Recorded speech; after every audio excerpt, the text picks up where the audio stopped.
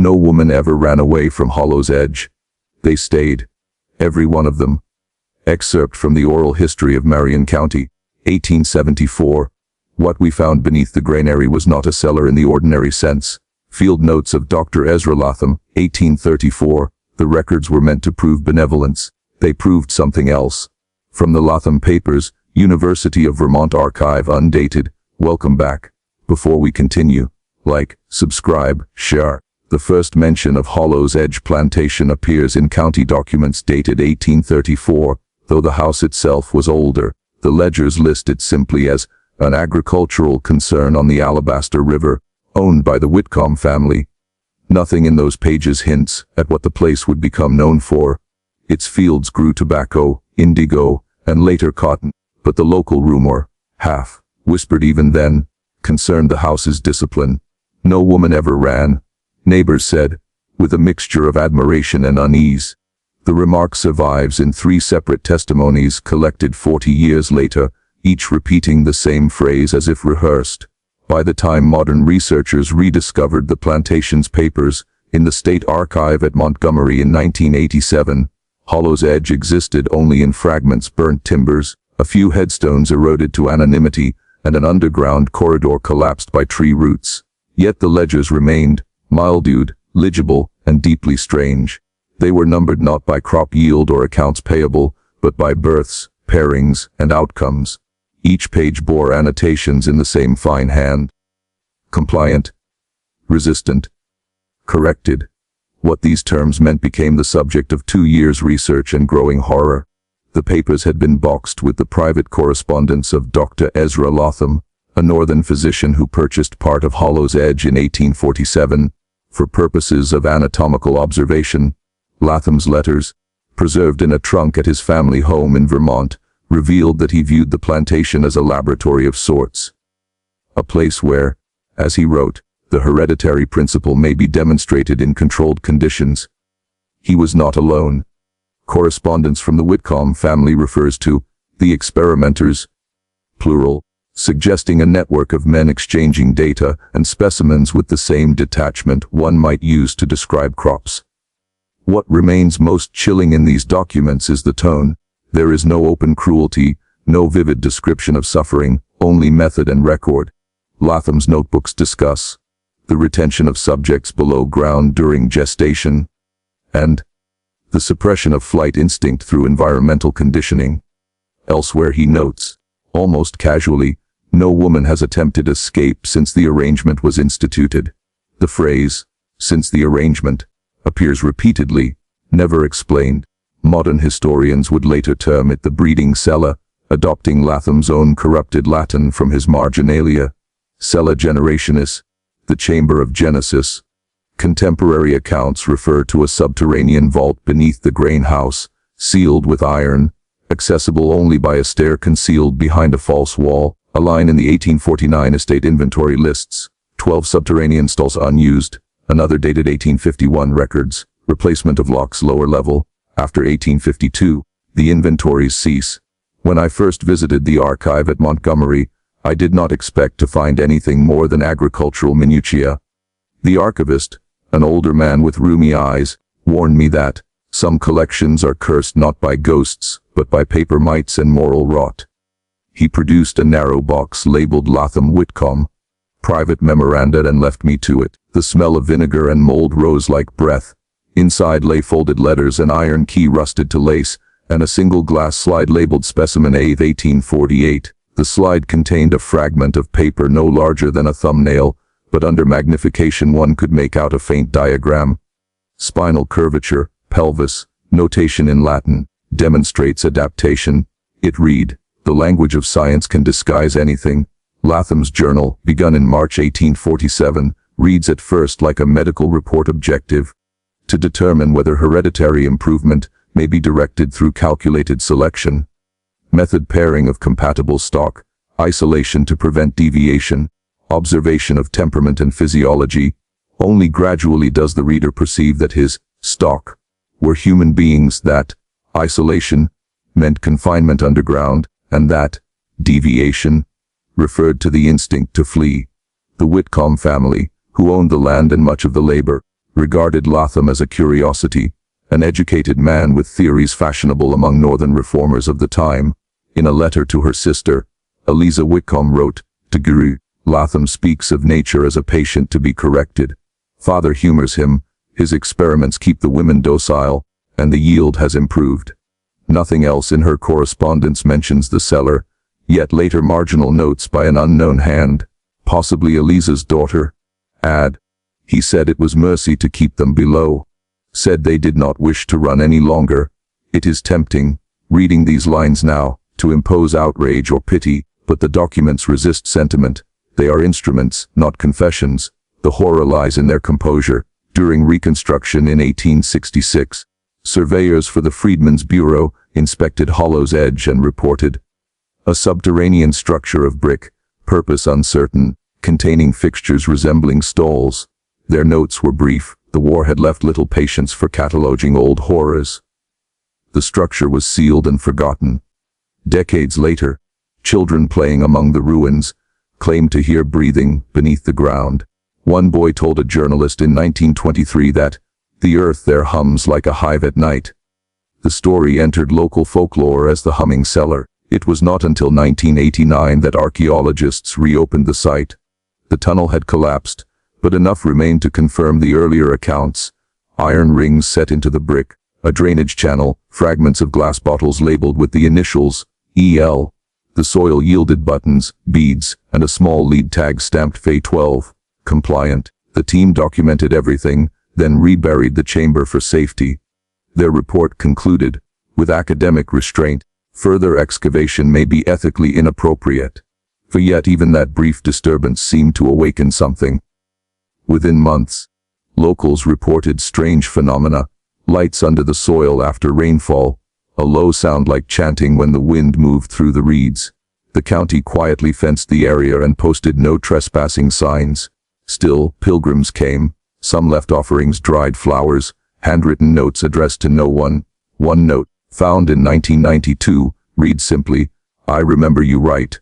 The question that continues to haunt researchers is simple: why did no woman ever run away? The ledgers list several opportunities, periods when guards were dismissed, when storms collapsed fences, yet the notation beside each name remains, present. The last surviving overseer's diary, discovered in a Charleston attic, may hint at the answer. Dated May 1861, it reads, they know that if one departs, all below will be put down, so they stay. Better one's own life chained than another's ended. Latham calls it loyalty. I call it fear made holy. No other entry follows. 2 months later, Union troops advanced into Marion County, and the Whitcomb holdings were abandoned. Witnesses claimed that smoke rose from the granary for 3 days, and that a stench of iron filled the air. When soldiers entered, they found the upper house burned but the cellar door locked from within. Nothing alive was recovered. In the century that followed, Hollow's Edge faded into rumor, its records scattered among universities and private collections. Only in recent years have historians begun to reassemble the fragments, Latham's notes in Vermont, the Whitcomb letters in Georgia, the field reports in Montgomery. Together they tell a story that is neither myth nor straightforward history, a convergence of science, superstition, and human cruelty dressed as curiosity. The documents end abruptly in 1862, the year the plantation ceased operations. The final line in Latham's own hand reads, the subjects refuse the light. The archive closes at 6, yet I often stay until dusk, tracing those final words across the brittle paper. Outside, the air smells of cut grass and rain, but inside the reading room the dust hangs motionless, as if waiting. It is not faith or guilt that keeps me there. It is the sense that something remains unfinished, that beneath the sterile prose and fading ink lies a pulse. Latham believed heredity could be measured, contained, perfected. What he created instead was a legacy of silence that still vibrates beneath the soil of Hollow's Edge. If you ever travel through Marion County, you might see the fenced field along the Alabaster River. Nothing grows there now, though the earth is rich. Locals call it the quiet ground. On summer nights, when the humidity turns the air heavy, you can sometimes hear a faint sound rising from below, steady, rhythmic, almost human. Some say it's groundwater moving through the old drains. Others swear it's breathing. And if you listen long enough, you might hear a voice beneath that breath, whispering through time, "I remembered you right." They had said Hollow's Edge began with nothing more than a ledger. In truth, it began with the faint smell of damp linen and smoke that still clung to the paper when Dr. Alden Finch unfolded it in the spring of 1865. The war was ending, the city still smoldered in places, and the countryside was alive with rumor. Finch had come south with the relief corps to examine fevers among the freed population. The ledger had been handed to him by a woman who refused to give her name. She'd wrapped it in coarse muslin and pressed it into his hands outside a ruined chapel near Edisto, saying only, "They kept their women there. You'll see." Then she vanished into the pines before he could ask more. At first glance, it seemed like any plantation record. Columns of names, dates, inventory counts, and notations in a careful hand. But midway through, the entries changed. The handwriting grew sharper, the ink heavier. Beside each woman's name appeared a series of anatomical notations, measurements, weights, ratios, birth intervals. The later pages bore initials rather than full names, and margins filled with remarks that read like clinical shorthand: resilient, favorable pelvis, increased viability. Finch recognized the medical phrasing. It was his own language turned against itself. He brought the ledger to Charleston and presented it to the Union Medical Office, expecting investigation. None came. The city was collapsing, its priorities elsewhere. The officer who received him glanced at the cover and said, "We're not prosecuting inventories, doctor. Only men." So Finch took the book back to his quarters and began transcribing what he could before the humidity devoured the ink. That transcription, what little survived the mildew and years, became the foundation of everything known about Hollow's Edge. The earliest entries, dated 1834, mentioned the Whitcomb family by name. Jonathan Whitcomb had been a shipping merchant who moved inland from the coast after the yellow fever outbreak of '33. His letters, preserved in fragments in the city's mercantile records, spoke of project to refine human inheritance through disciplined management. Finch wrote in his marginalia that Whitcomb corresponded with several men in Savannah and Mobile about productive stock and controlled pairings.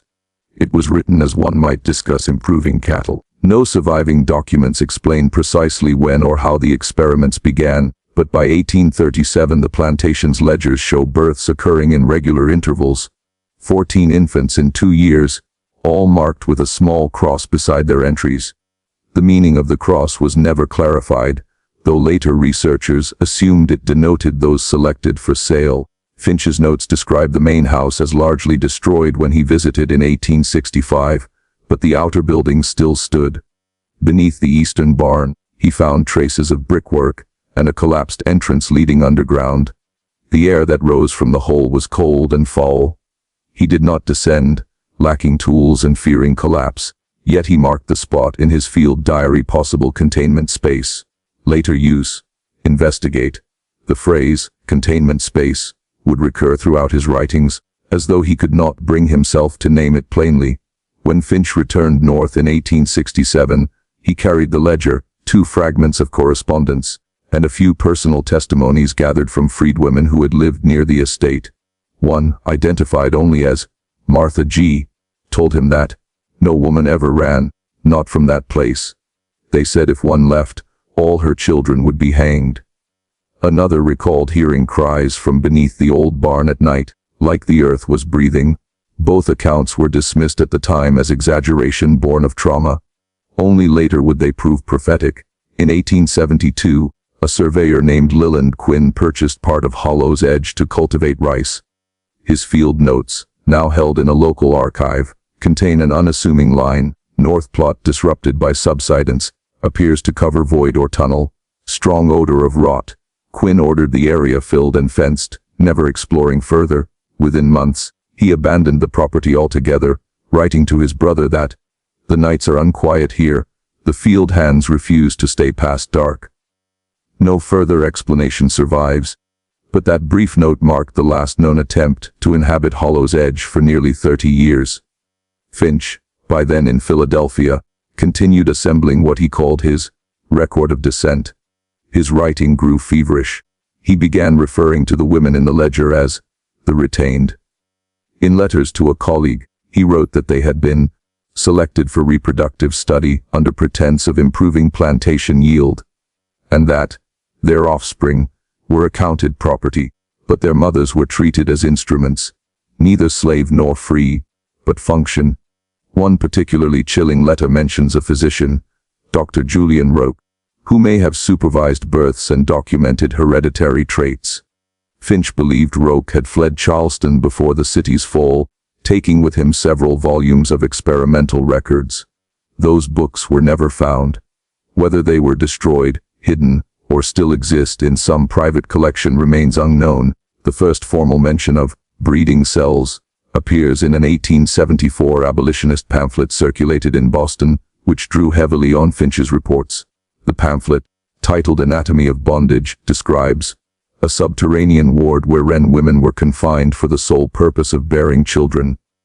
The description is brief, almost hesitant, but it introduced the phrase that would later define Hollow's Edge in public memory: the cellar where no woman fled. Finch himself never used those exact words. In his diary he wrote instead, "They stayed because running meant extinction." What made Hollow's Edge distinct, historians later agreed, was not only the cruelty but the method, the deliberate framing of reproduction as experiment. Finch's surviving charts show lineages tracked across 3 generations, with marks noting desirable features, height, musculature, complexion, and observations on temperament. A few pages even record twin births, annotated with notes on symmetry. The handwriting suggests Roque's involvement. The style matches known medical correspondence from his tenure at the Charleston Infirmary. That such precision existed within a system already premised on human ownership disturbed Finch deeply. In one of his last letters he wrote, "They believed themselves men of science. That is the horror, how calm they were." By the 1880s, much of Finch's documentation had been forgotten. The war's memory dulled, and Southern society busied itself with Reconstruction myths. The Whitcomb family line disappeared from public view. Jonathan's surviving son, Elias, reportedly left for Europe in 1869, selling what remained of the property. Some rumors claimed he carried crates of documents aboard ship. If so, they were never recovered. His name surfaces once more in a passenger ledger from 1871 bound for Liverpool, then vanishes. No death notice, no record of return. It might have ended there. Another atrocity half remembered and absorbed by the soil. But in 1898, the ground at Hollow's Edge shifted again.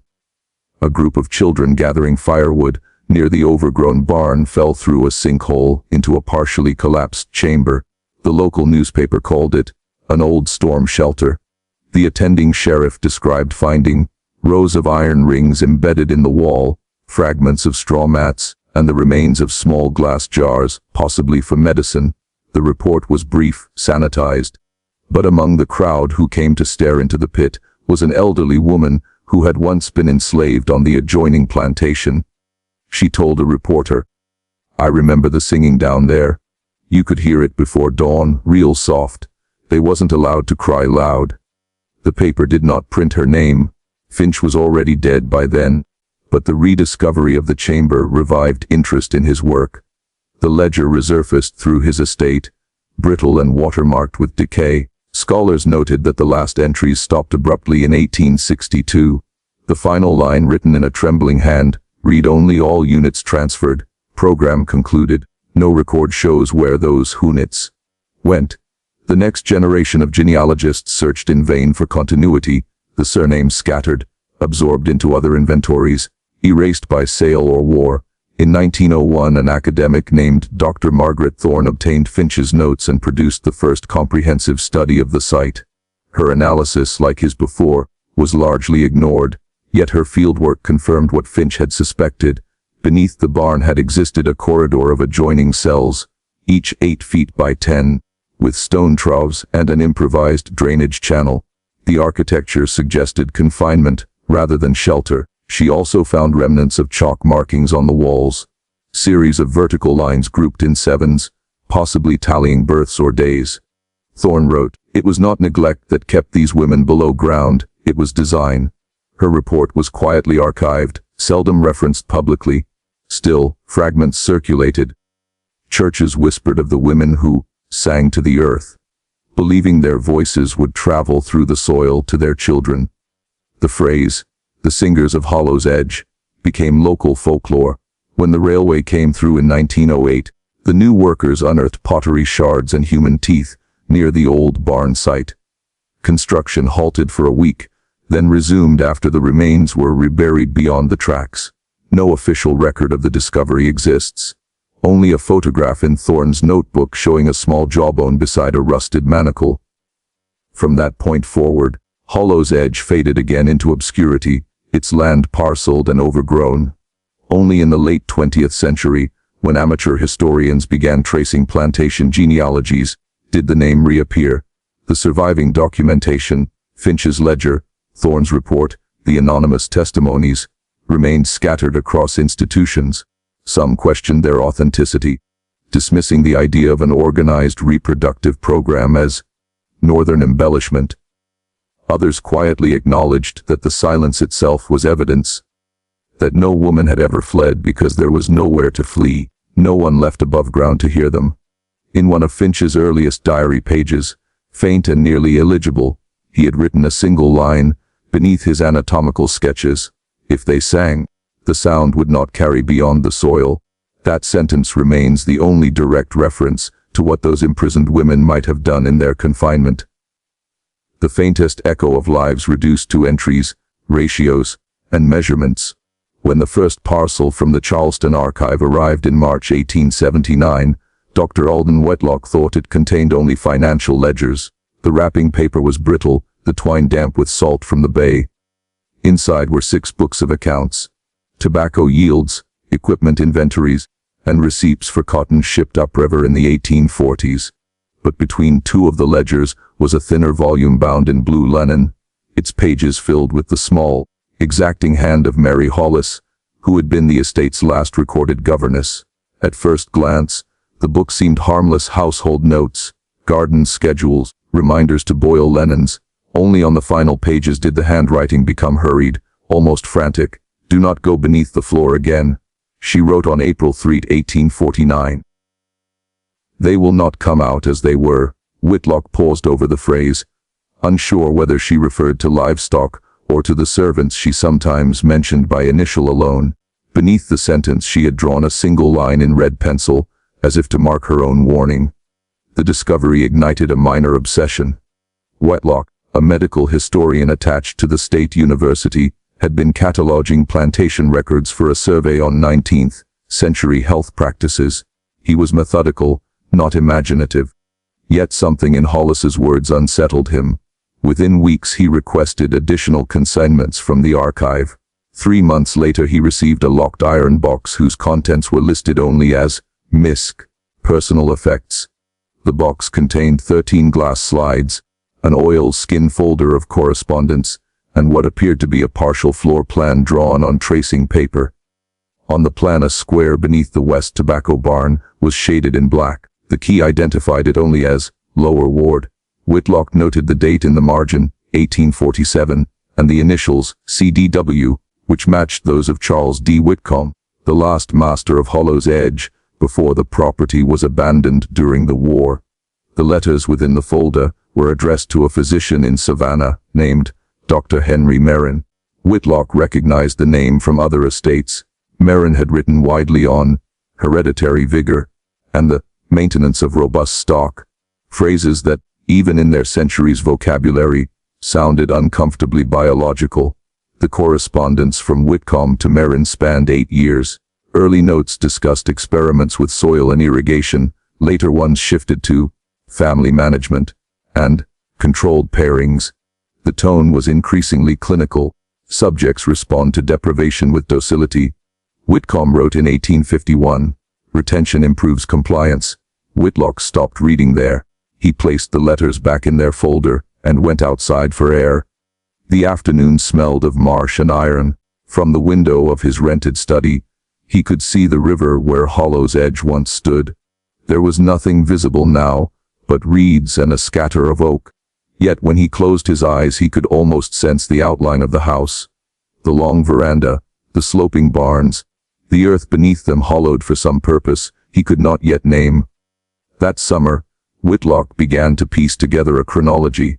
Court documents showed that after the war the Whitcomb family had attempted to reclaim the property, but were denied on grounds of neglect. The remaining structures were sold at auction and dismantled for timber in 1872. Local rumor held that the barns had stood over a pit of sickness. Children dared one another to approach the ruins. No one stayed long. In August 1879, Whitlock visited the site accompanied by a field assistant. The air was heavy with insects.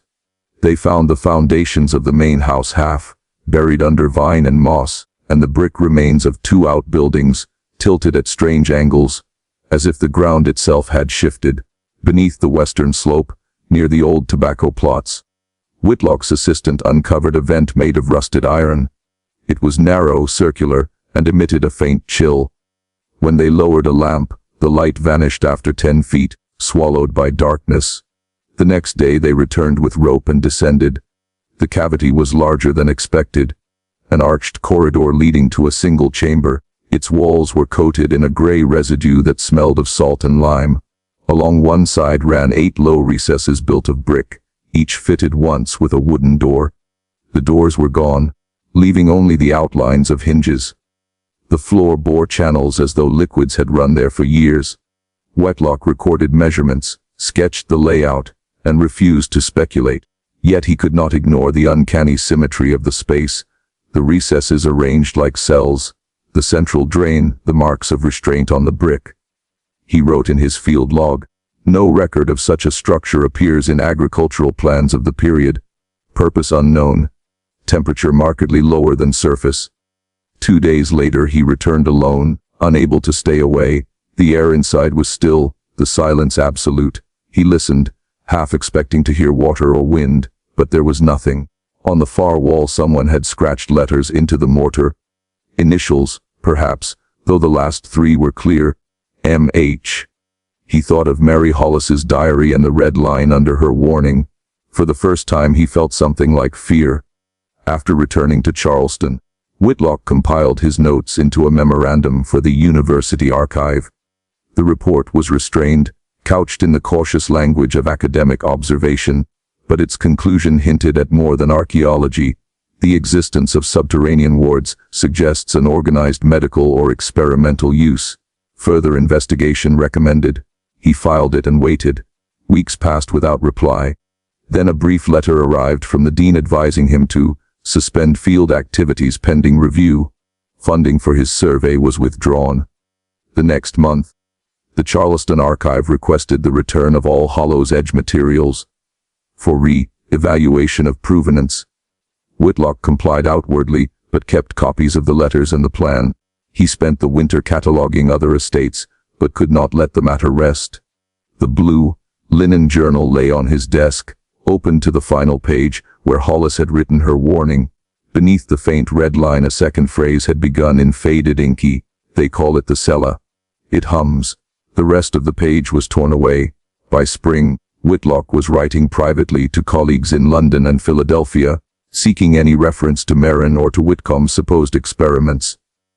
Only one reply came, from a doctor, Erasmus Boyd of Philadelphia, who claimed to have met Merrin in 1856.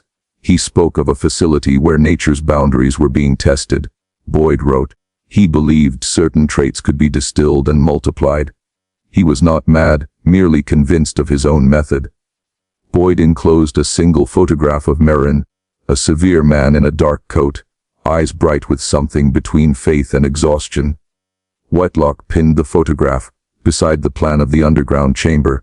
The resemblance between Merrin's description and the structure at Hollow's Edge gnawed at him.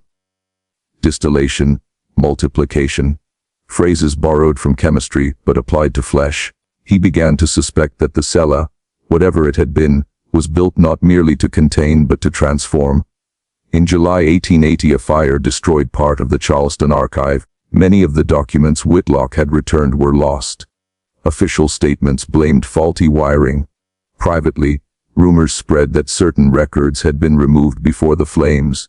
When Whitlock traveled to the city to verify the loss, he found the reading room sealed and guarded.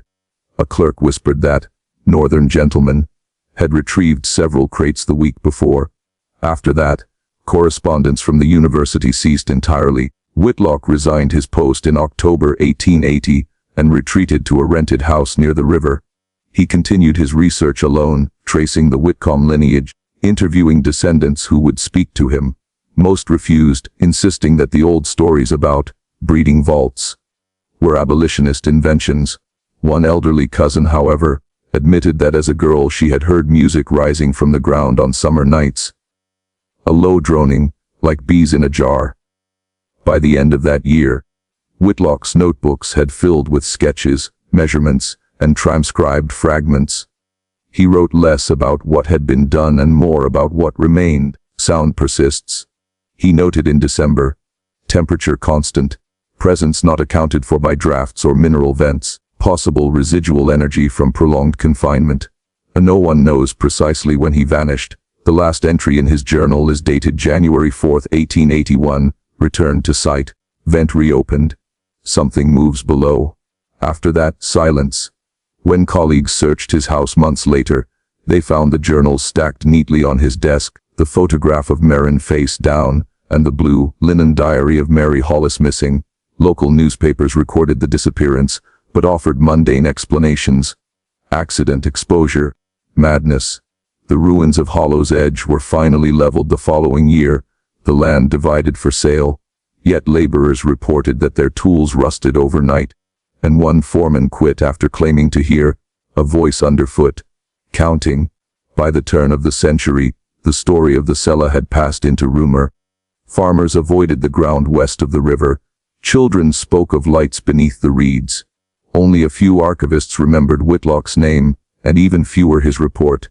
The official record lists him as missing, presumed drowned, but among the surviving papers in his hand there remains one loose page, folded and re-folded until the edges fray. In thin ink he had written a single sentence. They built it to study endurance, but it learned to wait. When the university finally reopened its sealed archives in 1901, few remembered Alden Whitlock's name. His disappearance had been quietly folded into the folklore of faculty scandal, rumors of obsession, professional ruin, self-imposed exile. The documents he left behind were dispersed among estate collections.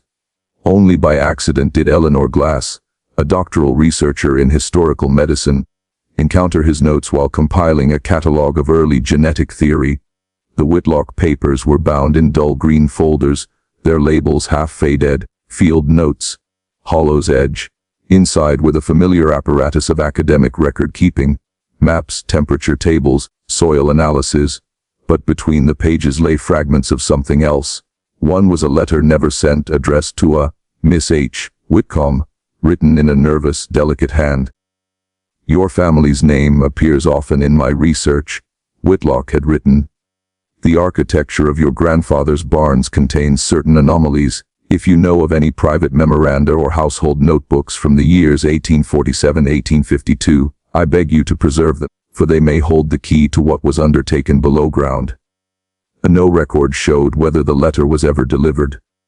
Yet the address on the envelope, Carrow House, outside Savannah, was still legible. By early autumn, Eleanor had become consumed by the material. She was not a mystic, her interest was methodological. The idea that a mid-century physician had attempted to fuse agricultural and human experimentation intrigued her as an example of proto-eugenic reasoning. But the more she read, the less scientific it seemed. Whitlock's tone in later entries bordered on the religious. The chamber is not dead, he wrote in December 1880. It listens. It rewards attention. Eleanor annotated the phrase in the margin with a skeptical question mark, but she could not stop thinking about it. That night she dreamed of an underground corridor lined with narrow doors, each exhaling faint warmth, and of voices repeating the same word. Wait. She requested permission to travel to Georgia for field verification. The department approved it as a short-term fellowship. The grant description used the neutral phrase, heritage site study. Within a week she stood before the remnants of Carrow House, now a private estate owned by a distant Whitcomb cousin. The current resident, a woman in her 60s named Margaret, met her politely but warily. "The family prefers not to discuss that period," she said. There were peculiar stories about Charles Whitcomb's interests, unpleasant ones. Eleanor explained her purpose as purely historical. Margaret hesitated, then motioned her inside. The house smelled of beeswax and dried lavender. In the study, among portraits darkened by soot, hung a painting of the original Hollow's Edge Manor, its veranda white against the swamp beyond.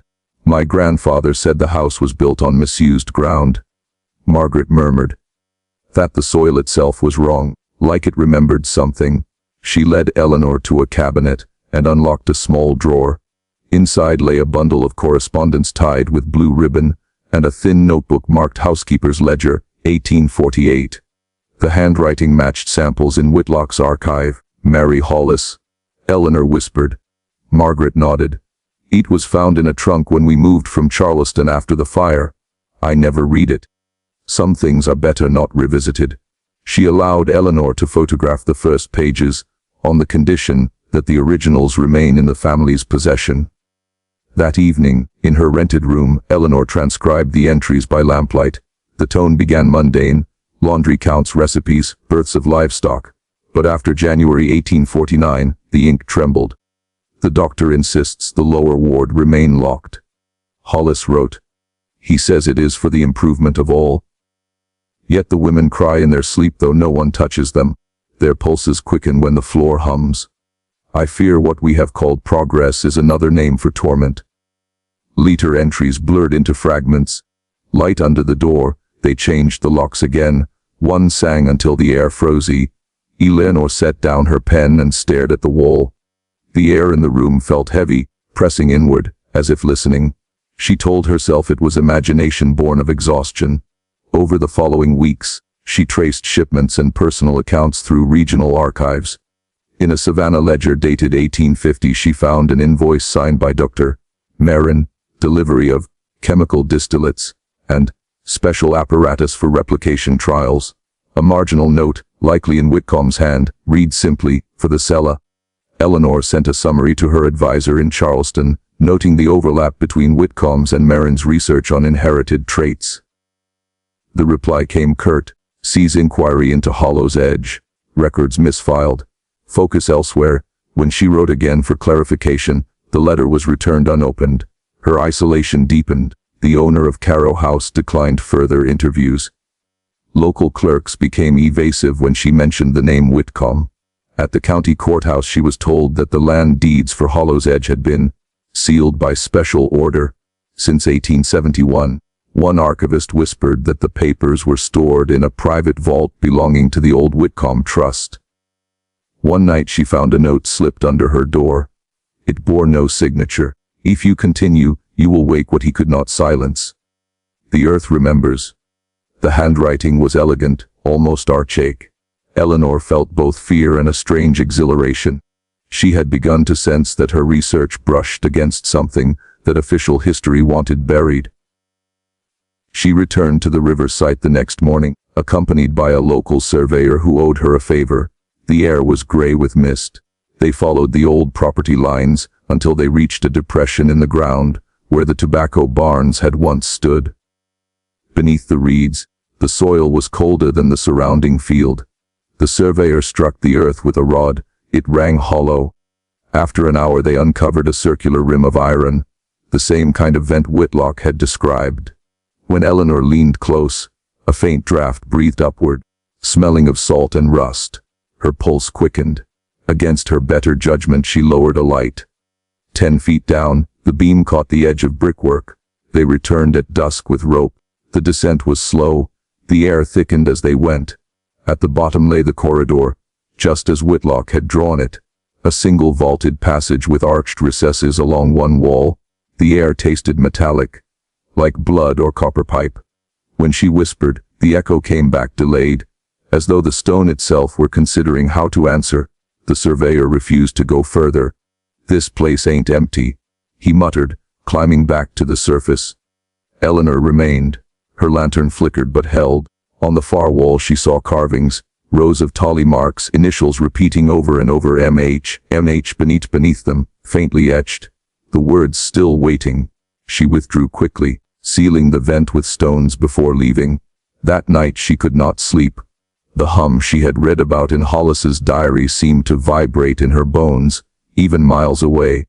2 weeks later she submitted a preliminary paper to the Southern Historical Review, titled Residual Architecture and the Myth of the Cella. The editors declined to print it, citing insufficient empirical verification. Within a month her university fellowship was revoked. Officially the decision was due to budget constraints. Privately, colleagues avoided her eyes in the corridors. Eleanor continued her work anyway. She rented a small office and began compiling an independent monograph. Yet as she transcribed Whitlock's final notes, she noticed new markings in the margins. Sentences she was certain had not been there before. The cella does not sleep, one read. Another, each question is an opening. She checked the originals repeatedly, but the words remained ink identical to the rest. She tried to convince herself that Whitlock had written them, and she had simply overlooked them earlier. But when she compared handwriting samples, the new lines matched her own. By the winter of 1902, Eleanor's letters grew erratic. To one colleague she wrote, "It is not a sight, it is a mechanism. It feeds on attention." To another, "Never left. His voice is in the mortar." The last verified document from her hand is a brief memorandum dated February 100. Returning to Hollow's Edge to complete measurements. Bring no company. If the hum grows stronger I will record it. She was never heard from again. Decades later, in 1935, a maintenance crew clearing drainage near the river unearthed a rusted lantern and a notebook sealed in wax. The notebook contained 43 pages of field observations, ending abruptly with a single sentence scrawled sideways across the paper. It opens when called by its name. The name itself was missing. The final page had been torn away. The object was transferred to the Regional University Archive, where it remains uncatalogued. Visitors sometimes claim that the case containing the notebook vibrates faintly, though no mechanical cause has been found. And so the story of Hollow's Edge persisted, not as folklore exactly, but as a quiet exclusion, a blank space in local histories where something too organized, too deliberate, had once been conducted. Those who tried to name it either vanished or found themselves rewritten by it, their handwriting merging with another's. By the mid-century, descendants of the Whitcomb family financed the construction of a research wing at the university on the very site where the barns had stood. The plans included deep basements for storage and climate control. During excavation, workers struck a layer of stone that rang like metal. The engineer noted it in his log, but continued the work. No one recorded what happened that evening, only that half the night staff resigned the next day, claiming nausea and vertigo. The chief builder dismissed it as coincidence. Yet a year later, when the wing was completed, instruments stored in the lower vault reportedly corroded without reason, and visitors remarked on a faint rhythmic vibration, like breathing. The university issued statements denying all anomalies. But among the faculty, a phrase began to circulate again in whispers. The old name from Whitlock's notes, almost forgotten yet still potent, the cella. When the archives of Hollow's Edge finally reached the university in 1912, they arrived in a battered trunk marked "Miscellaneous Agricultural Correspondence." Inside were loose bundles of letters, crumbling ledgers, a few water-stained photographs, and a collection of rusted keys tied together with fraying cord. The documents had passed through multiple hands. First a local banker who purchased the estate after the war, then a private collector fascinated by Southern curiosities, and finally the widow of a professor who bequeathed them to the Department of Anthropology. Their authenticity was not immediately recognized.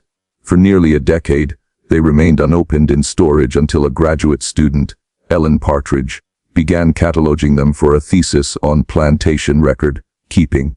Partridge was the first to notice that the ledgers followed no ordinary agricultural pattern. The entries were not lists of crops or yields, but of names, ages, weights, and annotations written in a clinical shorthand. The handwriting alternated between two distinct styles, one steady and formal, another hurried and fragmented. The pattern reminded her of medical casebooks she had studied at the university library.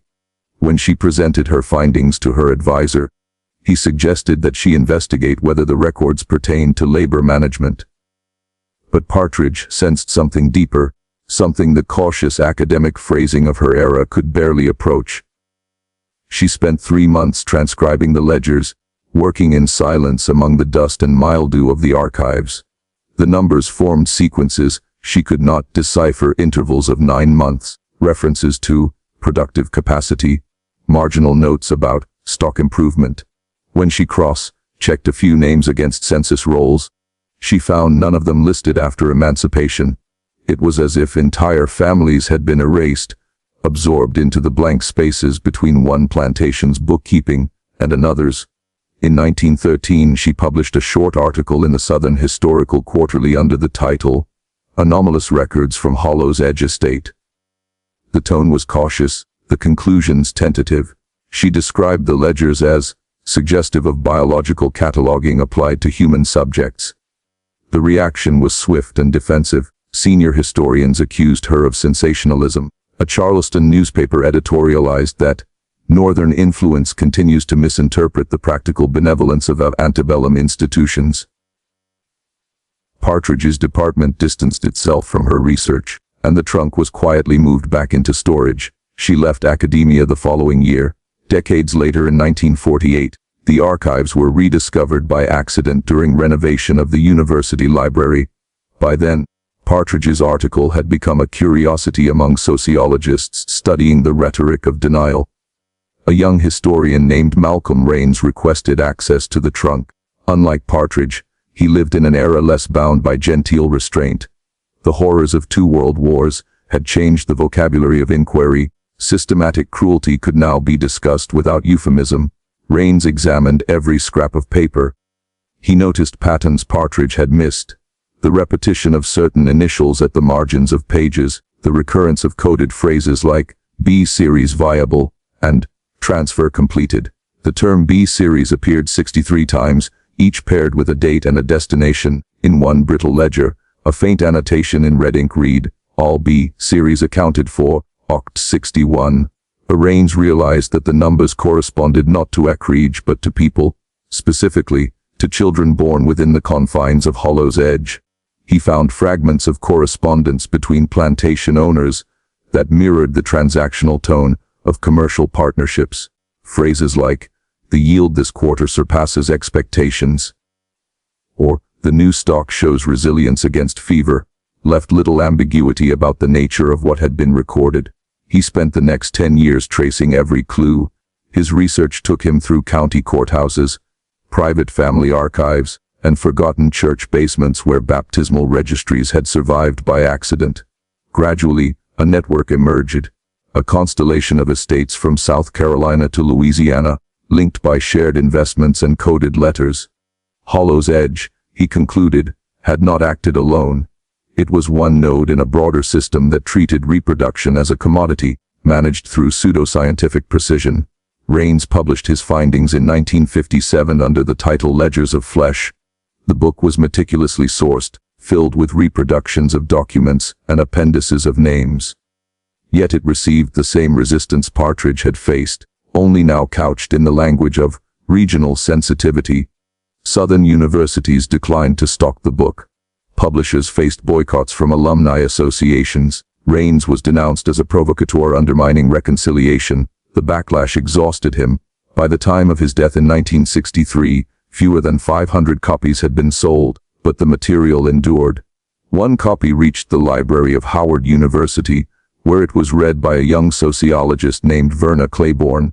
She recognized in Raines's language a precursor to what modern psychology was beginning to call intergenerational trauma.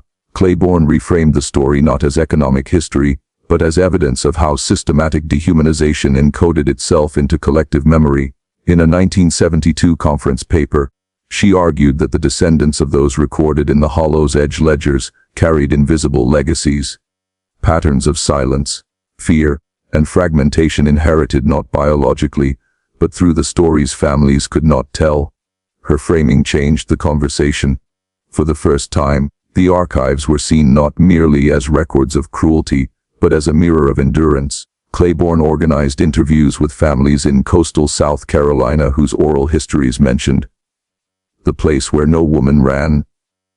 Many of the elders she met could not read or write, yet they described details that matched the ledgers precisely: the underground rooms, the warnings whispered by grandmothers never to speak of, the cellar. The Claiborne preserved their testimonies on reel-to-reel tapes now held in the Library of Congress. Listening to them decades later, the cadence of memory feels almost like liturgy. The speakers pause, searching for words that history has tried to erase. One woman, born in 1898, recalls her grandmother saying, "When they opened the floor, they opened the past." Another says, "We don't call that place by name. We just say the silence came from there." By the late 1970s, Hollow's Edge had entered public consciousness as both a historical site and a symbol. Activists petitioned to have a marker installed at the location of the former plantation, now a residential development.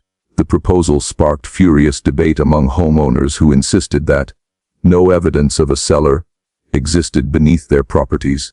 Ground-penetrating surveys conducted by state archaeologists in 1981 revealed disturbances in the subsoil consistent with filled tunnels, but the findings were never fully published. Funding was withdrawn, and the excavation ended abruptly. Still, fragments continued to surface. Construction workers in the 1990s unearthed bricks and rusted iron fixtures that did not match the architectural style of any above-ground structures. Local newspapers printed short articles, quoting experts who speculated about old storage chamber. Residents reported finding small metal tags stamped with numbers identical to those in the ledgers: B12, B37, B5. Most were quietly discarded or sold to collectors. In 2003, a digital humanities initiative at the University of Charleston launched a project to digitize Raines's and Claiborne's materials. The project's leader, Dr. Marcus Hall, believed that technology could make the record undeniable. He scanned every surviving document, photograph, and testimony into an online archive accessible worldwide. Within a year, thousands of people had viewed the collection. Some wrote to Hall claiming familial connections. Others simply expressed disbelief that such systematic operations could have existed outside the well-known atrocities of the slave trade. Among the correspondence Hall received was a letter from a retired librarian in Mobile who claimed to possess one of the original journals of Dr. Samuel Brennan. The woman, who identified herself only as Mrs. Ruth E., said the journal had been kept in her family since her great-grandfather served as a clerk in a Union hospital. The entry she copied by hand described subterranean confinement chambers, 8 in number, accessible through a concealed trap beneath the tobacco barn. Hall traveled to Mobile to verify the find. The handwriting matched known samples of Brennan's reports. The rediscovered journal reignited academic interest. Historians debated its authenticity. Forensic analysts confirmed the ink and paper dated to the correct period. The new evidence filled gaps left by the ledgers, corroborating eyewitness details of how the women had destroyed records during the Union occupation.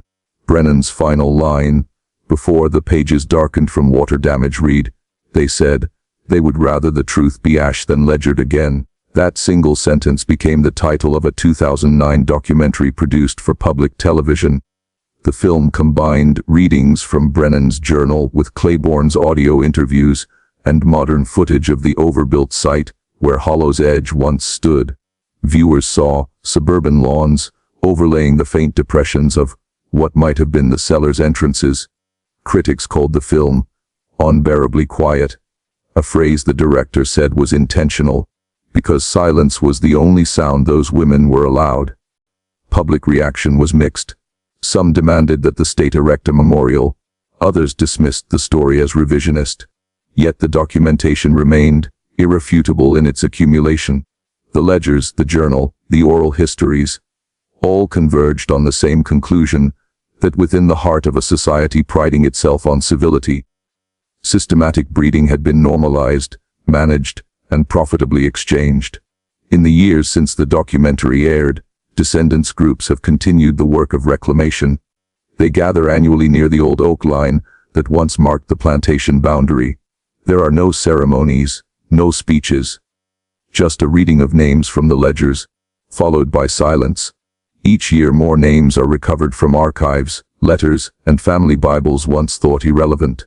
The list now exceeds 200. What emerges from these layers of discovery is less a single narrative than a mosaic of persistence. Every generation has added a fragment: Brennan's report, Partridge's article, Raines's book, Claiborne's recordings, Hall's digital archive. Together they form a lineage of witness, each refusing to let the record vanish completely. And yet, even with all that documentation, no photograph exists of the women themselves. Their faces survive only through description: a birthmark, a gesture, a tone of voice recalled in a child's memory. The absence is its own kind of presence. Historians have called it the archival void, the space where erasure becomes evidence. Standing on the site today, it is impossible to see where the cellar once lay. The soil has been leveled, the tobacco barn long demolished. Children play in yards above the ground that once confined other children's beginnings. But beneath the grass, the ground still holds traces: iron leach, discoloration, faint echoes of walls pressed into clay. Archaeologists call these features the imprints of structures long removed. They are what remains when the object itself is gone. Hollow's Edge exists now mostly in words, in the measured handwriting of a doctor, the hesitant testimony of survivors, the digital files of modern scholars. Yet through those words, the silence that once surrounded the cellar has been broken. What began as a ledger of possession has become a record of endurance. If there is any redemption in the story, it lies in the persistence of those who refuse to forget.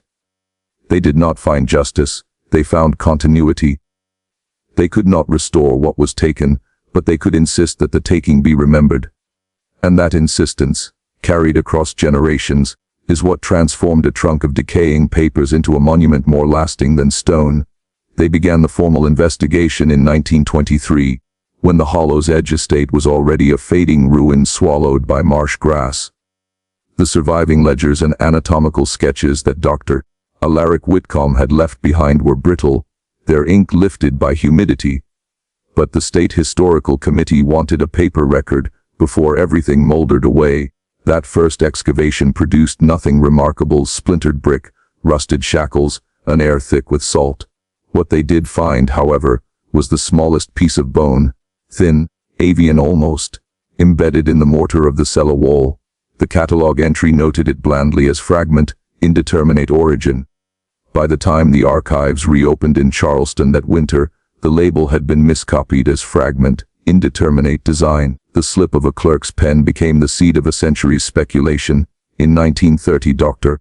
Ruth and Keats of the newly founded Southern Institute for Comparative Physiology retrieved the cellar papers from storage. Keats was a cautious academic, but his private correspondence, later released by his estate, showed an almost devotional obsession with Whitcomb's diagrams. He proposed that the cellar had been early attempt at environmental modulation of heredity, a phrase that sounded modern enough to earn him a small grant. His students remembered the way he spoke of patterns in the bone, how certain measurements appeared to repeat, as if guided by intention rather than chance. He published nothing of consequence, but when he died in 1942, his assistant sealed his research notebooks into an unlabeled trunk that remained unopened for 70 years. The post-war decades treated Hollow's Edge as a curiosity. Local children dared each other to visit the overgrown foundations. The newspapers printed a half-page feature every October about the plantation where no woman ran.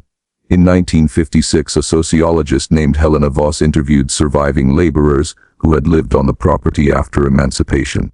Their recollections were fragmentary. Lights beneath the soil, a low sound like humming wire, but Voss insisted the testimonies pointed to psychological residues of confinement. Her paper was rejected by the Journal of Southern Studies for being too literary in tone. 2 years later, she vanished from the academic record, her fellowship quietly reassigned. The documents slept again until 1971, when a hurricane exposed new ground along the St. Elara River. A team from the University of South Carolina arrived to stabilize the site and found, in the washout, 3 sealed jars packed with ash and fine metal dust. Their contents defied analysis. The report suggested corrosion from early medical instruments, though the shapes were oddly symmetrical. One technician described the ash as smelling faintly of ozone. Within weeks the jars were sent to the State Museum in Columbia. 2 were catalogued. The third was misplaced en route and never entered inventory. Through the late 20th century the myth grew faster than the scholarship. A small press published The Silent Stalk of Hollow's Edge in 1982, turning Keats's notes and Voss's interviews into a Gothic exposé. The book was lurid and imprecise, but it revived public interest. Tourists arrived expecting ghosts. The local historical society offered careful lectures instead. Yet something about the cellar resisted simple narration. Visitors reported a peculiar stillness near the old foundation, a drop in air pressure that microphones failed to capture. The caretaker, Mr. Landon Reeves, kept a log of these sensations out of habit. Between 1984 and 1996 he recorded 32 such incidents, all occurring within minutes of sunset. In 1999 an anthropology graduate student named Mira Pell applied for access to the Whitcomb archive. Her proposal, Ethical Bodies, Documentation and Memory in Antebellum Experimentation, promised a sober re-evaluation of the estate's history. Over 2 summers she digitized nearly every surviving page. Her notes describe faint imprints that appeared only under ultraviolet light. An extra layer of handwriting beneath Whitcomb's. The hidden script consisted of numbers and initials repeated in precise sequences. Pell concluded they were inventory marks, but when she overlaid the patterns onto the floor plan of the cella, the symbols aligned to form a spiral centered, exactly where the missing 3rd jar had been unearthed. Her advisor advised discretion. The data were filed under anomalous markings, no interpretation. The 21st century brought restoration efforts. Grants funded a small visitor center. Exhibits displayed replicas of the ledgers, and a sanitized timeline of medical inquiry and moral consequence. The foundation stones were left exposed beneath glass. Tour guides repeated the official line that Hollow's Edge exemplified the perils of unchecked pseudoscience, that its residents had been victims of experimental hubris. But privately the staff admitted that strange feedback plagued the building's audio systems. Recordings made near the exhibit sometimes contained a faint layered murmur, syllables in an untraceable dialect, low enough to be mistaken for the wind. Attempts to clean the audio always failed. The noise returned, shifted, re-tuned, insistent. In 2013, an anonymous donor financed a new analysis of the jar's residue. Advanced spectrometry revealed not ash, but a composite of calcium phosphate and silica infused with traces of human keratin. The sample resembled bone reconstituted under extreme heat. The lead chemist, Dr. Janine Lowell, withdrew from the project days after releasing her preliminary report. Her resignation letter reads simply, "The material is patterned." No elaboration followed. The museum quietly sealed the exhibit in 2014 for climate control maintenance. It has not reopened. Local rumor claims that staff who worked in the lab began to experience identical dreams, a corridor narrowing into darkness, voices counting backward from 63. The number recurs in every retelling, though its meaning remains uncertain. Some link it to ledger tallies, others to the spiral Pell discovered, others to nothing at all. The official explanation cites stress, contamination, anxiety, coincidence. Yet the correspondence between generations of researchers, their recurring fascination, their shared phrases and numbers, suggests continuity rather than coincidence. From Whitcomb's diagrams to Keats's notes, from Voss's interviews to Lowell's analysis, the same geometry surfaces, quiet and precise. The pattern seems less a discovery than a recollection, as though each investigator merely remembered what the previous had already written.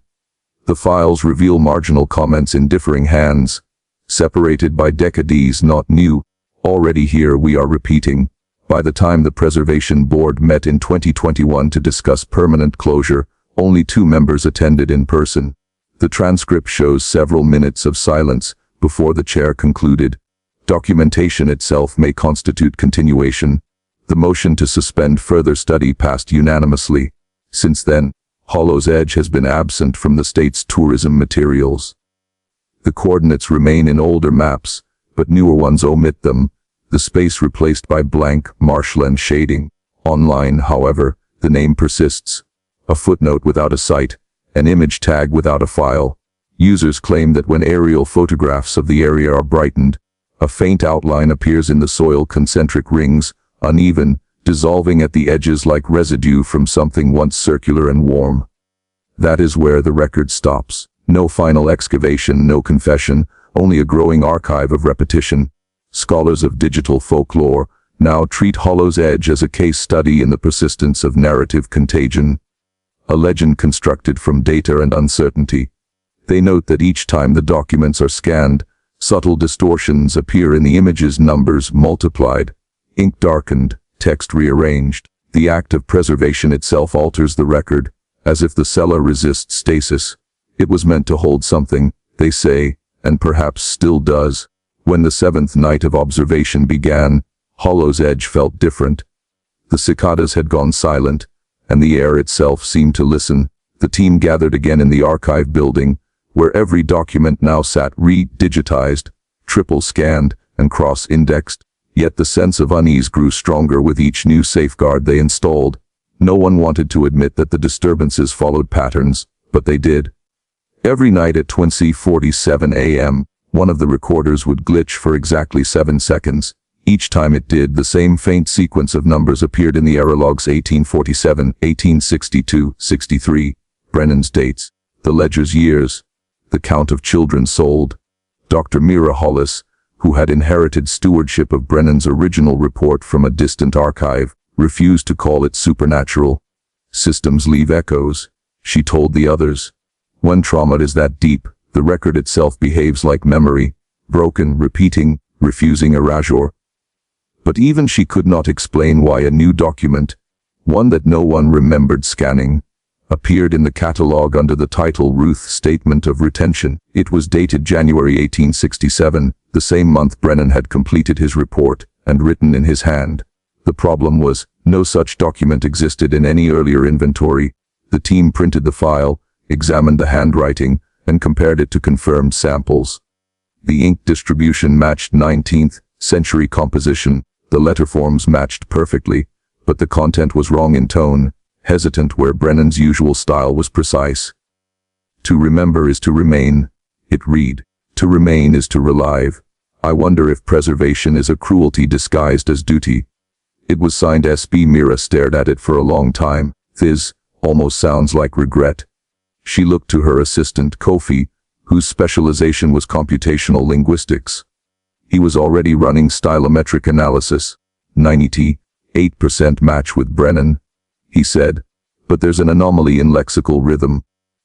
It's like something else is finishing his sentences. For 3 nights they debated whether to include the new file in the public release of their digital archive. The funding committee wanted transparency, Mara wanted verification. But verification kept slipping out of reach. Every attempt to trace the file's source looped back into itself. The metadata pointed to a non-existent drive timestamped 24700. 7 seconds later, it deleted its own reference. It was during one of these recursive searches that Kofi noticed something hidden inside the document's data. A pattern of spectral image noise forming faint words when the brightness was inverted. It wasn't English. It looked like half-legible script scrawled across the whiteness between paragraphs. When enhanced, it spelled one repeated phrase, was stayed. They spent the next day in silence. None of them spoke openly about what they suspected, that whatever haunted the Fair Haven record was not myth, but something encoded in the act of remembrance itself. Brennan had written that documentation mattered because it bore witness when justice was impossible. But what if witness, sustained too long, became a kind of prison? The following evening, they began what they called the controlled context experiment. The idea was simple: feed every known document, including Brennan's report, Thornton's study, and the post-war letters, into a contained linguistic engine trained to predict missing fragments. They wanted to reconstruct the lost portions of the ledger that the women had burned. The program would be sealed, offline, with no output channel, until the analysis concluded. The lab's lights dimmed as the code began to parse thousands of pages of 19th-century handwriting, cross-referencing syntax and tone. At 20:47 a.m., the engine paused. No one touched it. The screen glowed faintly blue, then filled with a line of text not from any known document. "We remember you remembering us." The team froze. Then the system printed more. "You open the cell again each time you read. Stop digging. Let it stay dark." Mira's hands trembled as she pulled the power cord. The room plunged into silence except for the hum of the backup generator. But the words remained on the screen, phosphorescent, as if printed in afterimage. Kofi whispered, "It's residual voltage." No one believed him. The next morning, the campus server logs showed a series of outbound pings from the disconnected system. Every ping targeted a public archive that contained fragments of Brennan's work, as though the program, or something within it, were gathering its scattered pieces. The administrators quarantined the network, but it was too late. Copies of the phantom document titled Ruth, Statement of Retention began appearing in unrelated digital repositories across the country, always at precisely 2747 local time, always carrying the same metadata. Scholars began to notice.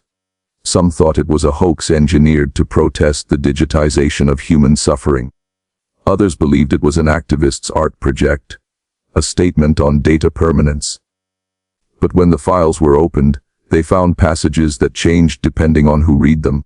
The opening line rearranged itself to address the viewer directly. "You, who turn our pages, are part of the chain." Within the Hollow's Edge team, tension fractured their unity. Dr. Hollis wanted to halt the project entirely. "We're trespassing on a wound," she said. "Every replication reenacts what they endured, being cataloged, dissected, sold." Kofi disagreed. "If we stop, we lose them again.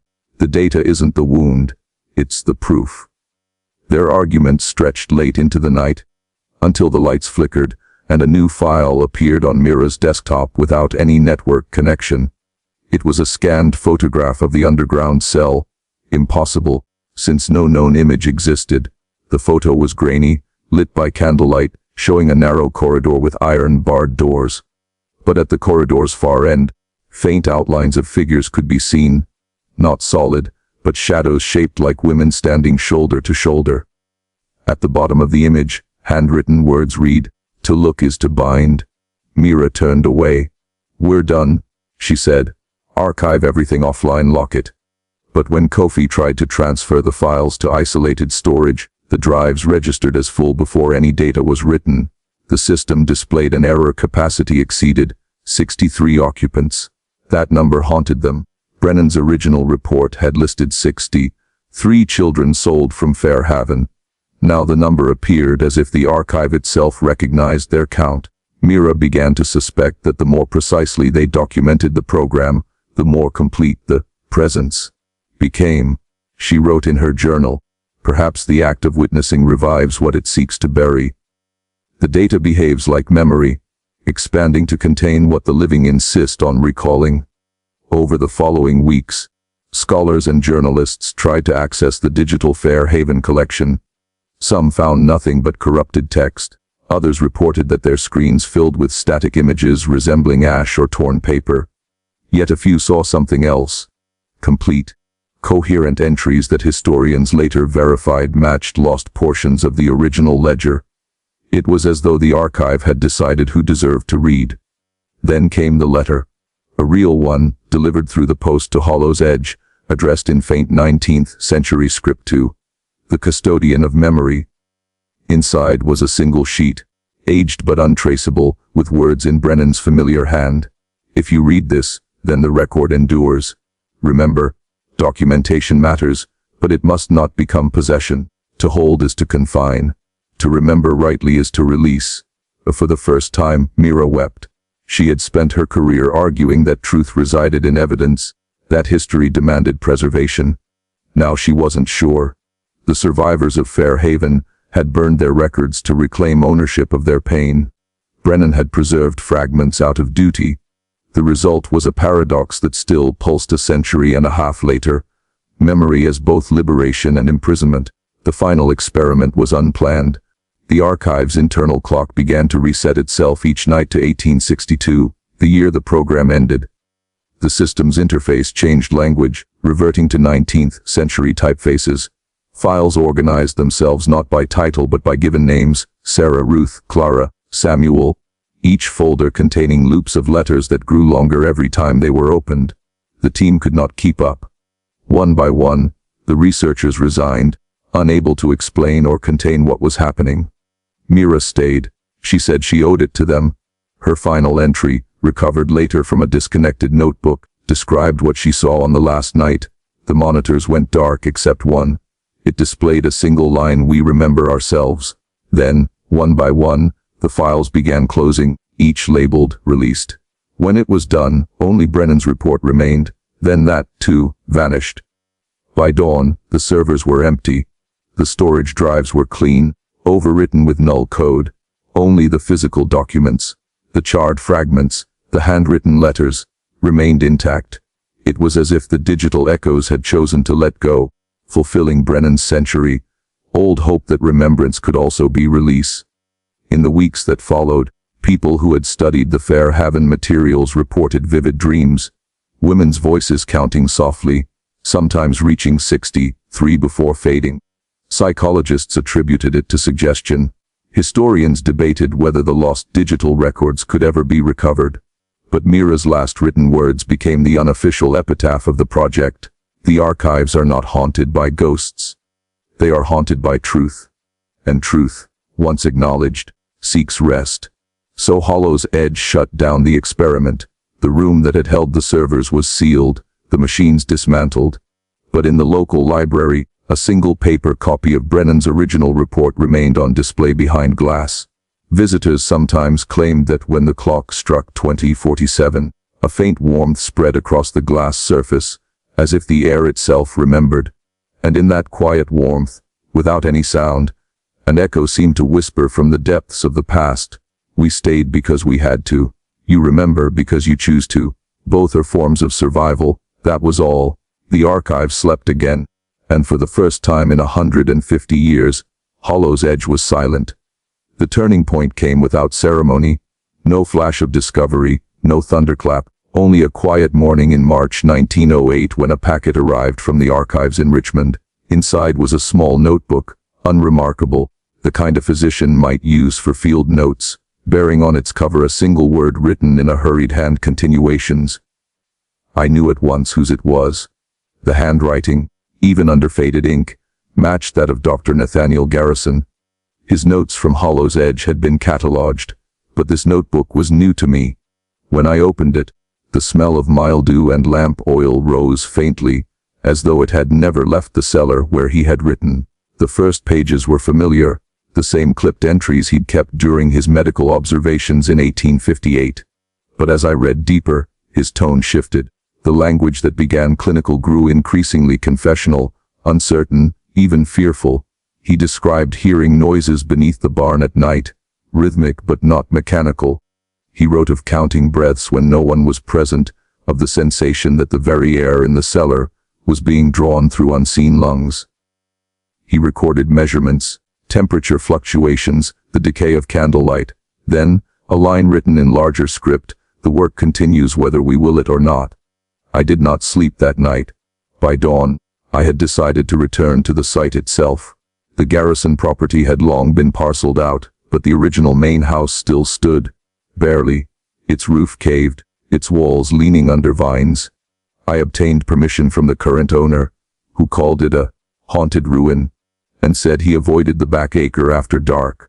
I brought with me a local historian, Thomas Keene, and we began to dig where the foundations of the barn had once been. We found bricks, a rusted hinge, and after several hours, a slanted wooden hatch buried beneath a foot of earth and roots. It opened inward with surprising ease, as though it had been disturbed recently.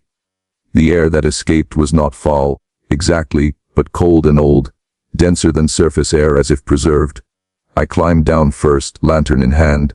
The steps were stone, worn smooth in the center by generations of feet. At the bottom, the space opened into a narrow corridor, arched with brick, And beyond that, a small chamber. The ceiling was low. There were wooden stalls along the wall, each large enough for a cot. Rusted chains hung from iron rings, but the wood beneath them was unmarked by struggle. It looked less like a prison and more like a laboratory that had been deliberately sealed. On one table lay a broken glass vial, a small book of anatomy sketches, and a set of instruments so corroded they crumbled when touched.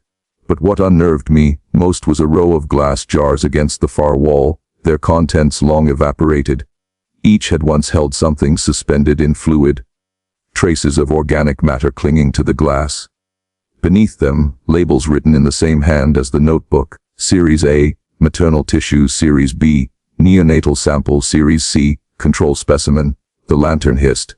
I realized my breath was clouding, though the air outside had been mild.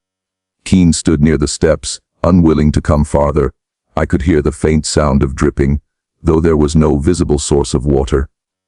When I turned, I thought I saw movement in the farthest stall, a shimmer, as if the air there bent slightly. I called out, but the echo came back oddly delayed, as though the chamber itself hesitated before answering. We sealed the cellar again after documenting what we found. The owner asked no questions when I returned the key, but that night, as I sorted my notes, I noticed something I hadn't before: the faint pattern of numbers along the notebook's margin. They corresponded not to medical entries but to dates, some from the 1840s, others from after the war. The final one was from 1906, the year before I began my own research. The implication was impossible to ignore. Garrison, or someone continuing his record, had been adding to the notebook decades after his death. The ink differed, darker in the later entries, but the handwriting was eerily consistent. The same peculiar loop in the G, the same narrow spacing. I sent samples to a handwriting analyst at Tulane who replied that while he could not explain it, the later entries appear to be executed by the same hand, though written with diminished muscular control, as if by one extremely aged or imitating their younger self. In the months that followed, more evidence surfaced. Parish records listed a series of infant deaths between 1867 and 1872 among families who had worked at Hollow's Edge after emancipation. Each entry noted, "failure to thrive," a phrase that recurred in later public health reports across the county. When I cross-referenced these names with those in Garrison's original ledgers, I found overlap. Mothers descended from the women documented in his study. It was as if the cellar's experiments had left a signature in bloodlines, a weakness inherited through generations. I hesitated to publish this. My colleagues warned that correlation did not prove causation, that I risked reviving superstition under the guise of scholarship. Perhaps they were right. Yet each night I heard the same faint rhythm that Garrison described, an almost inaudible pulsing, as though the house itself breathed. It came through the floorboards, steady and low. When I placed my ear to the wood, it matched my heartbeat for a moment, then quickened beyond it. I began to dream of the cellar. In the dreams, the stalls were not empty. Shapes moved within them, their outlines shifting like the surface of water. Sometimes they spoke, but the voices were those of the women Garrison had documented. Voices reconstructed from the phrases in his notes. They asked the same question again and again. "Did you write this down?" When I woke, my hands would ache as if I had been writing all night. Once, I found a page of my journal filled with words I did not recall composing. The script was not mine, but the phrasing was unmistakably in Garrison's tone. Observation persists through inheritance. The further I delved into his papers, the clearer it became that Garrison had not merely studied heredity. He believed consciousness itself could be passed through lineage, impressions imprinted like traits. His late entries spoke of transmitted recollection and memory as cellular function. He theorized that by controlling reproduction under specific conditions, one could encode learned experience directly into offspring. What began as pseudoscience had evolved into a metaphysical conviction that memory, trauma, even remorse could survive bodily death if carried in blood. If so, then perhaps the cellar's continued presence, the cold, the pulse, the unaccountable echoes, was not haunting in the traditional sense but continuation of experiment. the place itself remembering.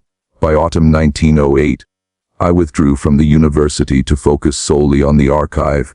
Keene assisted me for a time, though he grew pale and silent after our third visit to the site. He said the ground around the old barn felt warm under his hands, as if something moved beneath it. He stopped returning my letters soon after, and in November his wife sent word that he had taken ill with an unnamed fever. His final note to me contained only one sentence: "The sound is not underground, it is underneath us all." I continued alone. Each page I read seemed to alter slightly when revisited, words rearranging themselves to form sentences that fit my own thoughts too closely to dismiss as coincidence. I began to suspect that what we called study was itself part of the experiment, that every reader extended its life. The cellar did not end when sealed, it persisted in documentation, in anyone who attempted to interpret it.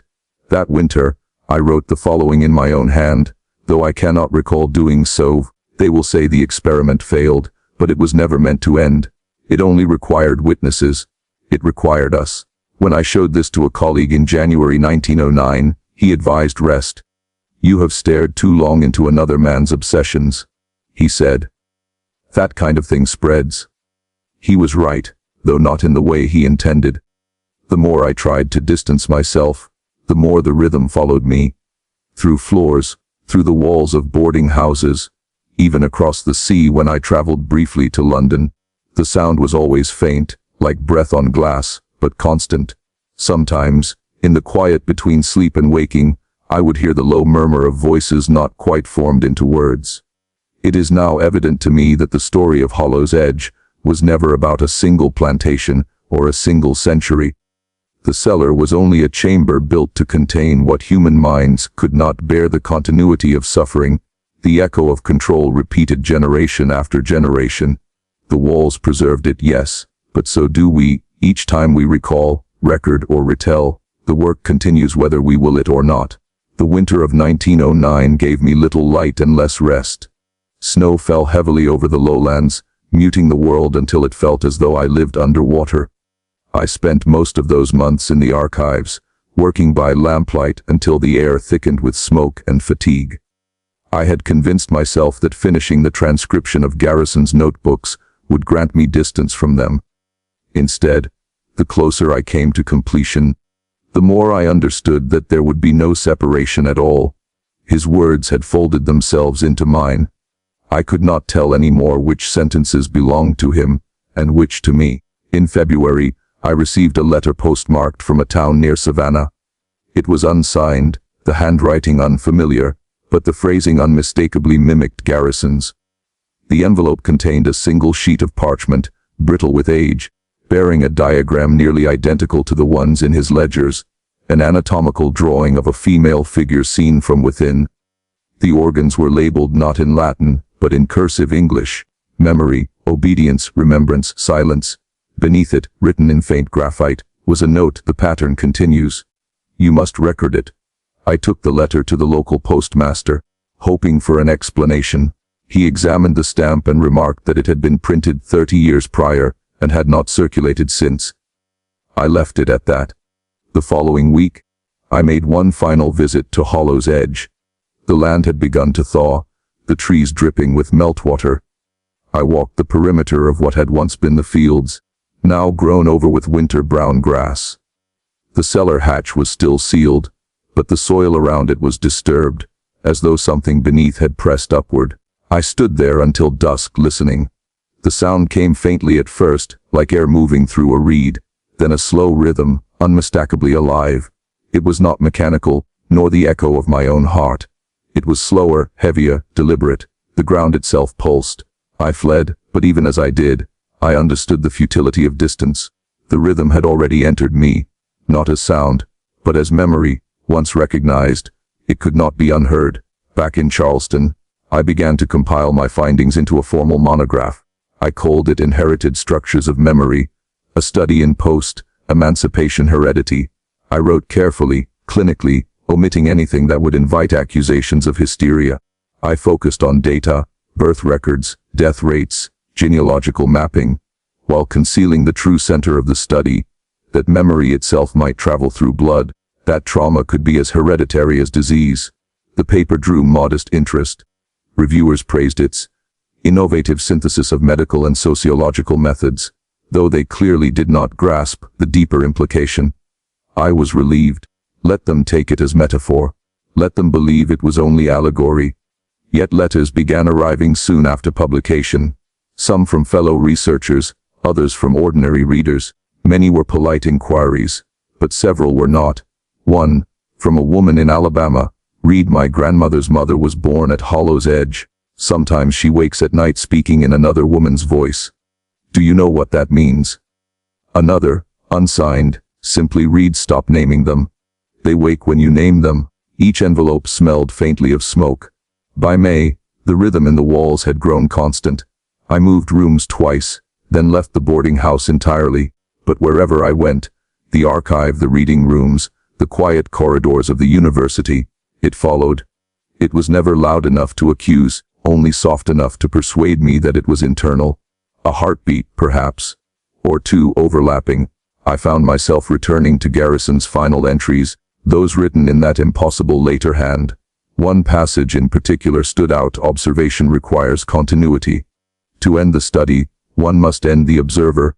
It took weeks before I understood the meaning. Garrison had not simply recorded the experiment, he had become part of it. The work he described, systematic breeding, control of heredity, was not only a mechanism of domination but of preservation. The cellar was designed not to end when the flesh perished. It was a vessel for transmission, a conduit through which memory would flow into future generations, binding them to the original act. The cellar was a body, and the records were its nervous system, and by reading them, by interpreting and reproducing them, I had become one of its neurons. The first time I experienced what I can only call intrusion occurred in late June. I was walking along the river when I felt a sudden displacement, as though I had stepped into someone else's shadow. The air thickened. For a moment I could smell the distinct scent of lion blood, metallic and cold. Then, just as abruptly, it was gone. When I looked at my hands, they were shaking. That night, I dreamed of the cellar again, but differently. This time it was lit not by lanterns but by something phosphorescent, a dim green glow like deep ocean light. The stalls were empty, but the walls breathed in slow cadence. On the far table lay the same anatomical diagram that had arrived by post, but now its labels had changed. Where it once read memory, obedience, remembrance, silence, it now read listener, scribe, descendant, you. I woke to find ink smeared across my fingers. My notebook lay open on the desk. A sentence scrawled across the page in my own hand. Every record reanimates what it names. The next morning, I burned the letter from Savannah and sealed the notebook inside a metal box. I buried it behind the churchyard beneath a yew tree. For a brief time, the rhythm stopped. But memory, once inherited, resists erasure. Within weeks, a young assistant from the university sought me out. She had been assigned to catalog Garrison's papers and wanted my advice on a peculiar duplication in the collection. When she showed me, I nearly dropped the folio. The notebook I had buried was there in her hands, unmarked, perfectly intact, filed under my own name as supplementary notes. I asked where she had found it. She said, it was already here. Your handwriting, isn't it? It was. There are moments when one realizes that the boundary between archive and body has dissolved, that what we preserve is what preserves us, and that destruction only multiplies the fragments. Hollow's Edge was not unique, as Garrison had learned, and as Thornton would later prove. There were other estates, other experiments, other cellars. Each had its own overseer, its own lineage, its own inheritors. The names differed, but the method was constant: record, reproduce, remember. By the summer of 1910, I had traced connections among 11 sites across 3 states. All shared investors drawn from the same families, and all maintained meticulous ledgers that vanished around 1865. Only Hollow's Edge left enough residue to reconstruct. And perhaps that was the point. To ensure that at least one remained visible, so the pattern could perpetuate.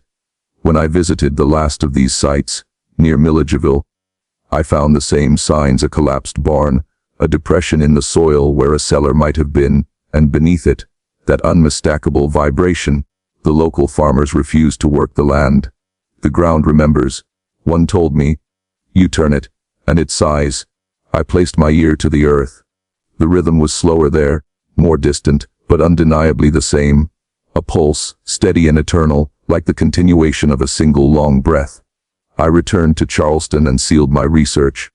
The official report would end here, with a note of caution and acknowledgement of incomplete evidence. But privately, I knew there could be no completion. The records were not a history. They were an organism, and I had become part of its respiration. The last entry I wrote before closing the file was simple. Documentation is contagion. We do not inherit guilt. We inherit memory. Now, as I write these lines in the early hours, the rhythm beneath the floorboards grows stronger. It no longer matches my pulse but leads it, as though urging synchronization. Perhaps this is how the work continues. Not through institutions or bloodlines, but through the act of reading itself. Each listener, each observer, becomes another vessel. I sometimes think of Garrison at his desk in 1858, hearing the same faint sound, believing he could measure and contain it. I think of the women whose breath still fills that chamber. I think of their children scattered across 7 states, their descendants tracing invisible patterns of inheritance they will never name. The cellar is gone, but its design endures. In archives, in memory, in us. Every record opens it again.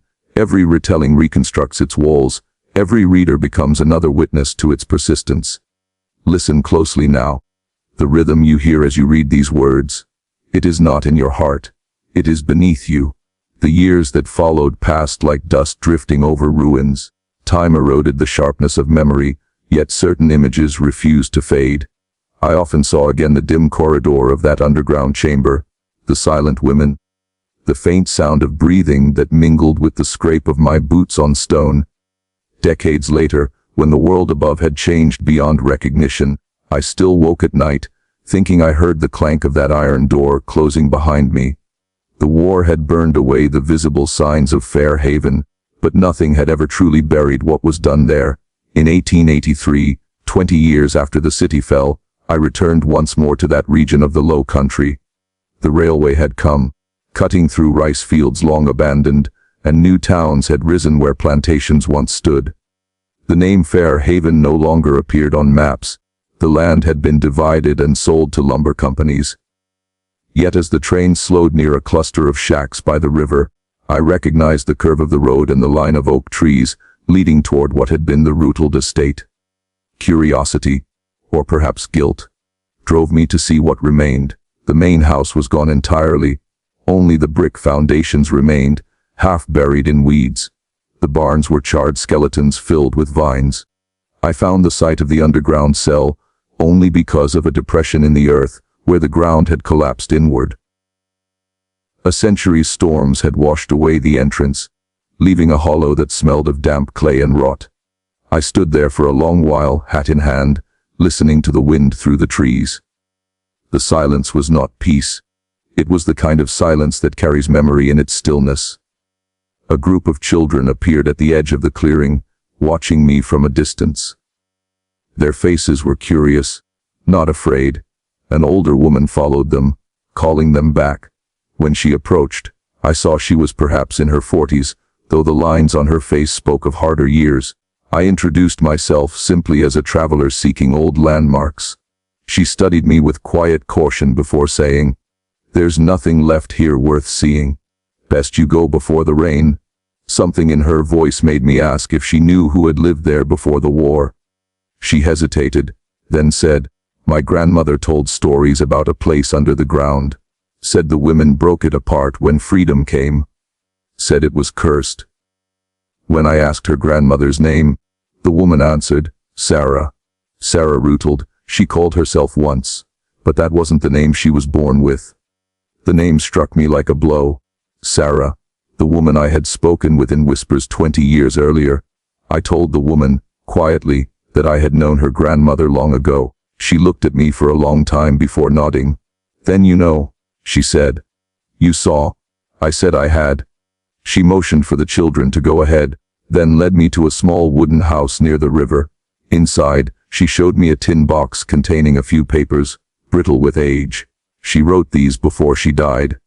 The woman said someone would come one day who'd understand. The papers were written in a careful, uneven hand. They told fragments of a life, memories of children sold away, of songs sung in the dark, of the day the war came, and the women rose up to tear down the walls that had held them. She described the fire in the tobacco barn, how they fed the ledgers into the flames, watching names and numbers turn to ash. "We burned what they made of us," she wrote. "We could not burn what we remembered." I asked permission to copy the papers, promising to return them. The woman agreed. Though I sensed she did not fully trust me, I stayed that night in the small town nearby, transcribing every line by lamplight. In Sarah's words I found a kind of answer I had never found in my own records. Where my account had been clinical, hers was human, raw, filled with pain and defiance. She wrote not as witness but as survivor. "We stayed because of our children," she wrote, "but staying was also a kind of fight. We lived, and that was the thing they could not stop." I returned to Charleston with those copies and placed them with my own documentation. Together they formed a complete record: the observer and the observed, the oppressor's ledger, and the enslaved woman's testimony. Yet I never sought publication. The Reconstruction years had given way to new injustices. The country no longer wished to hear about old crimes. Newspapers wrote of progress and reconciliation. The past was an embarrassment best forgotten. Even in the North, sympathy had turned to fatigue. The story of Fair Haven would have been dismissed as exaggeration or propaganda. So I waited. Years became decades. I grew old. Students and reformers sometimes visited my office to ask about medicine during the war. I would tell them of surgeries performed in field hospitals, of epidemics, of sanitation reforms. I never spoke of the breeding cell beneath Fair Haven. Not until the winter of 1909, when a young historian from Columbia University came seeking accounts of slavery's economic systems. He was earnest, sharp-eyed, and relentless in his questioning. When I saw his determination, I felt something stir, perhaps the same sense of duty that had driven me all those years ago. I showed him my sealed packet. These papers contain a record of a plantation experiment unlike any other. I told him, "If you choose to read them, you must promise to preserve them intact. They are not merely history, they are indictment." He accepted the task solemnly. Over the following weeks he visited often, reading through the pages while I answered his questions. He said little at first. Then one evening he looked up from Sarah's testimony and said quietly, "Sir, this should be published. People must know." I told him that perhaps the time had come. I would not live to see how the world received it. But truth, I said, had a patience greater than ours. He promised to carry it forward. When he left for New York, he took with him copies of everything. My notes, Sarah's writings, diagrams of the cell, names of investors, and the single surviving letter from a Charleston physician who had advised Ruth on maternal optimization. In the years since, I have often wondered what became of that young historian. I never learned whether he published the work, or if it vanished into some archive, forgotten amid other tragedies. Yet even if the world never reads it, the record exists. And perhaps that is enough. Memory, like water, finds its way through any barrier given time.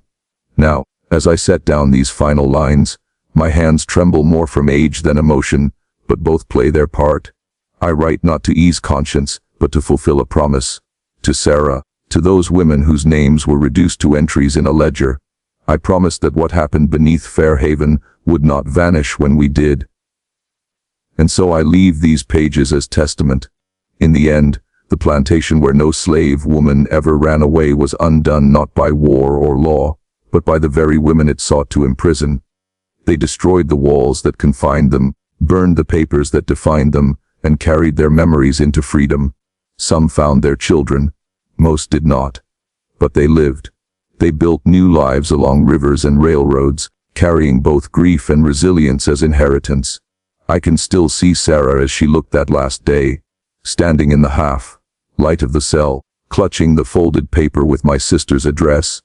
She had no reason to trust me, yet she took it, That single act of exchange bound our fates in a quiet covenant. She kept her part by surviving. I have kept mine by remembering. Outside my window tonight, the city hums with a new century's restlessness. Electric lamps line the streets where gaslight once flickered. The harbor smells of coal and salt instead of tar and tobacco. The world insists it has moved on. Yet beneath the progress, beneath the noise, the earth still holds its secrets. Somewhere under the weeds and vines of the low country, the stones of that underground chamber remain. And if you listen closely enough, perhaps you can still hear the echo of women's voices, rising through the cracks in the floor, singing the song of survival that no fire could burn away. I close this final entry with the same words Sarah wrote in her last letter. We were made to breed, but we made ourselves remember.